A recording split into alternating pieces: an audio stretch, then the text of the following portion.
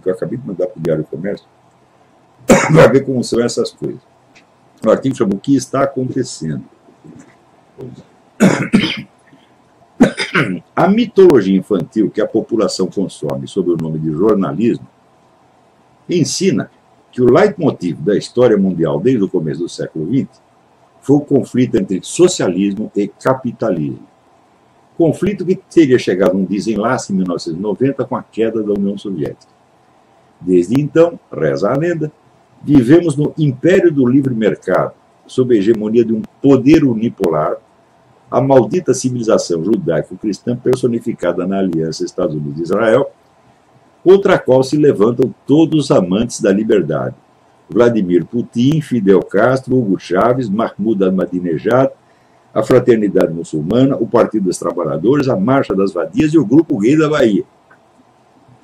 A dose de burrice necessária para acreditar nessa coisa não é mensurável por nenhum padrão humano. No entanto, não conheço um só jornal, noticiário de TV ou curso universitário no Brasil que transmita ao seu público alguma versão diferente.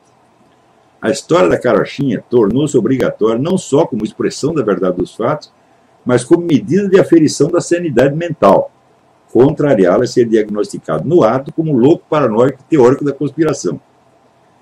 Como já me acostumei com esses rótulos e começo até a gostar deles, tomo a liberdade de passar ao leitor, em versão horrivelmente compacta, algumas informações básicas e arquiprovadas, mas, reconheço, difíceis de acomodar num cérebro preguiçoso. A suprema elite capitalista do Ocidente, os Morgans, os Rockefellers, gente desse calibre, jamais moveu uma palha em favor do capitalismo liberal. Ao contrário, tudo fez para promover 3 tipos de socialismo. O socialismo fabiano na Europa Ocidental e nos Estados Unidos, o socialismo marxista na União Soviética, na Europa Oriental e na China, e o nacional-socialismo na Europa Central. Gastou nisso rios de dinheiro. Criou o Parque Industrial Soviético no tempo de Stalin, a indústria bélica do Führer e, mais recentemente, a potência econômico-militar da China. Essas 3 coisas jamais existiriam sem dinheiro americano. Seria impossível. Né? Então, tudo isso foi construído por Wall Street. Né? Nos conflitos entre os 3 socialismos, o fabiano saiu sempre ganhando, porque é o único que tem a seu serviço a tecnologia mais avançada, uma estratégia flexível para todas as situações e, melhor ainda, todo o tempo do mundo. O símbolo do fabianismo é uma tartaruga. Quer dizer, o fabianismo é uma espécie, socialismo meia-bomba, que tenta se implantar no mundo não mediante revoluções e golpes de Estado, mas sutilmente, gradativamente, através de pequenas mudanças na legislação, através de hegemonia cultural, sem nenhuma pressa. O fabianismo acredita que, no fim das contas, tudo vai convergir, né, para o benefício deles. E, de fato, tem convergido assim, porque se você não tem pressa, se você pode esperar, você espera o seu inimigo morrer. E quando ele morrer, você pega o dinheiro que ele deixou. Eles sempre fizeram isso e sempre deu certo. Agora, a Sociedade Fabiana foi fundada em 1883. É a escola de pensamento mais influente entre as elites ocidentais, até hoje. Todo mundo é fabiano. Woodrow Wilson era um fabiano, Franklin Roosevelt era um fabiano, Barack Obama é um fabiano. No nosso Brasil, muitos dos milicos que governavam durante esse famoso regime militar eram socialistas fabianos. Tá certo? E assim por diante. Então, o socialismo fabiano é o socialismo daqueles que não têm nenhuma pressa de implantar o socialismo. Então, por isso, quando tem um experimento socialista, seja o comunismo ou nacional-socialista, eles ajudam, eles dão dinheiro. Porque eles querem ver no que vai dar. Falam, bom, quem sabe a gente pode aproveitar alguma coisa disto. E sempre acaba aproveitando mesmo. Né? Então, apareceu lá o socialismo na União Soviética, imediatamente, né, os Morgans, Crimson Label, etc., todo mundo tinha dinheiro aqui, encheu os caras de dinheiro para montar o socialismo, dizendo claramente que esse dinheiro é para ajudar os bolcheviques a consolidar o seu regime. Né? Um dos motivos disso é o seguinte, os caras entendem economia pra caramba. Então eles sabem que uma economia totalmente estatizada não tem iniciativa no campo tecnológico. Não tem progresso tecnológico louco que tem nos Estados Unidos, que 82% das invenções do mundo vem aqui dos Estados Unidos, sempre vieram. Então, ele sabe que os caras vão ficar atrasados. Ah, vocês querem fazer o socialismo marxista? Faz, né? Então, eles fazem, daí eles ficam atrasados em tecnologia, dependendo de quê? Dependendo de quem tem a tecnologia. Quem tem a tecnologia é a elite do Ocidente, são os socialistas fabianos. Tá certo? Então, eles consideravam o comunismo uma espécie assim, como dizer, de irmão menor. E o nazismo também, eles afagavam a cabeça dos dois. Afagavam a cabeça do Lenin, afagavam a cabeça do Hitler. Eles, bom, no fim, eles vão se fuder e vai ficar tudo para nós mesmo, como de fato ficou. Né? Então, enquanto isso, eles vão gradativamente, né, apertando, né, as porcas e parafusos do controle estatal da economia no Ocidente. Né? Você não pode dizer, não existe um único país de economia liberal no mundo mais. É tudo socialismo fabiano, gente. Né? Então, agora, como o socialismo fabiano não tem pressa de chegar a nenhum objetivo, e aliás ele também não sabe, ele é que nem o Lula, não sabemos qual é o tipo de socialismo que queremos.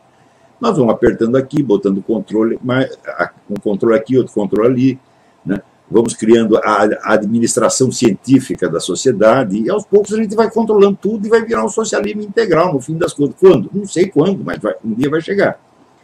Os outros que estão com pressa, né? O Hitler queria o nazismo, mas queria o nazismo não dentro de 2.500 anos, ele queria o nazismo no prazo de vida dele.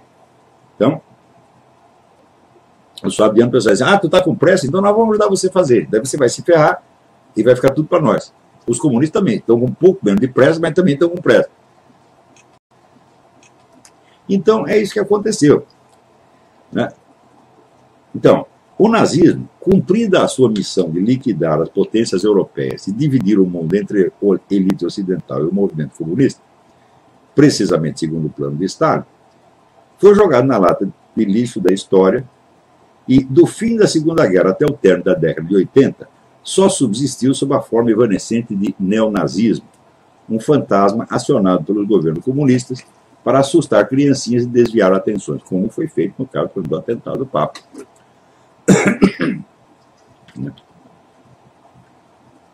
O fabianismo, então acabou o nazismo, sobrou os outros dois, né?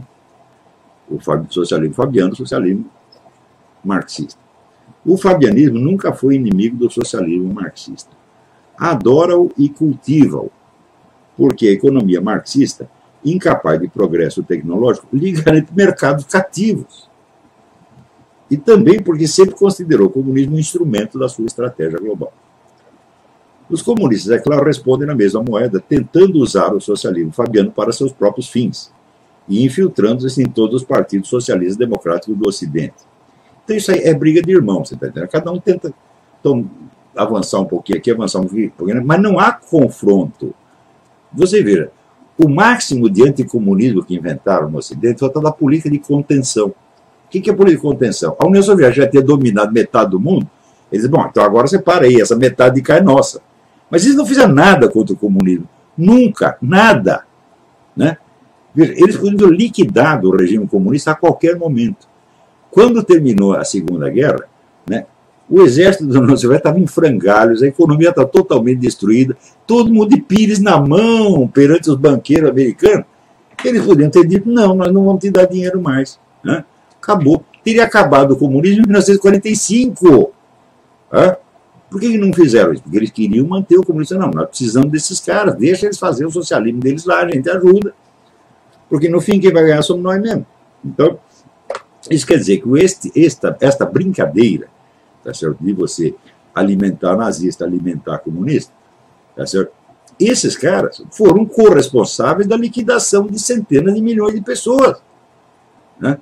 Até outro dia apareceu no Facebook uma discussão, o cara falando, não, na Moldávia eles proibiram o símbolo do comunismo porque é um regime genocida, etc.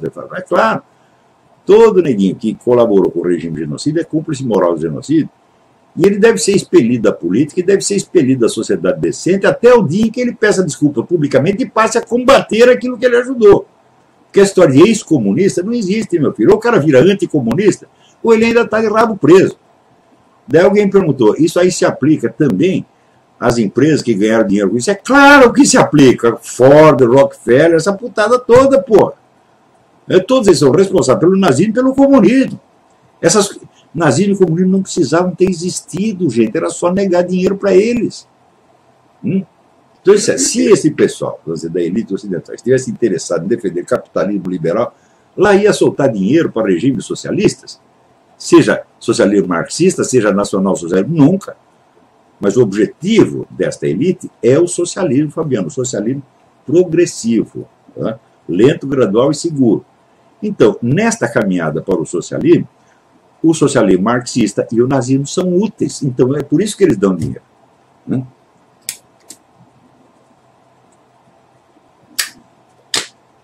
Então, vamos lá. Os pontos de atrito inevitáveis entre fabianismo e comunismo são debitados na conta da cobiça capitalista, fortalecendo a autoridade moral dos comunistas ante os idiotas do terceiro mundo e, ao mesmo tempo, ajudando os fabianos a apertar os controles estatais sobre as economias do Ocidente, estrangulando o capitalismo a pretexto de salvá-lo.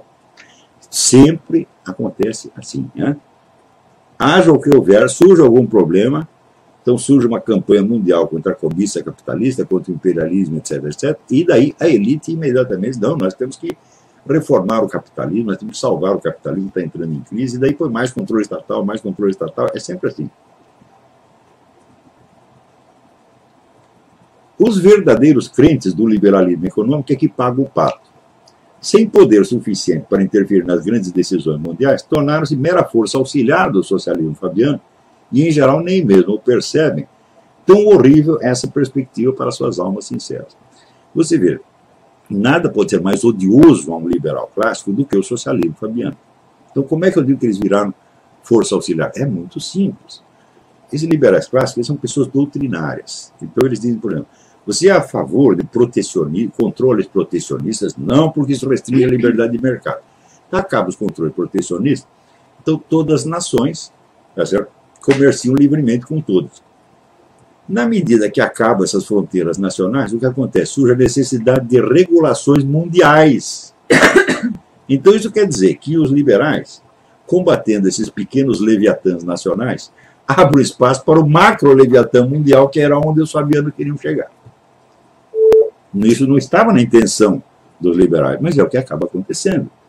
Então, vamos dizer, a defesa unilateral da liberdade de mercado, do livre comércio, etc., sem ter em conta os fatores político-militares, geoestratégicos, etc., etc., acaba fortalecendo, né, o projeto globalista dos socialistas fabianos.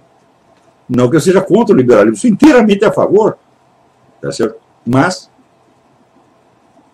né, é preciso fazer as coisas tendo em conta o contexto global onde elas estão acontecendo. E não assim, a pura, né, seguir o artigo de fé. O livre mercado. Então, o livre mercado é o princípio geral universal. Não, não pode ser o princípio geral universal.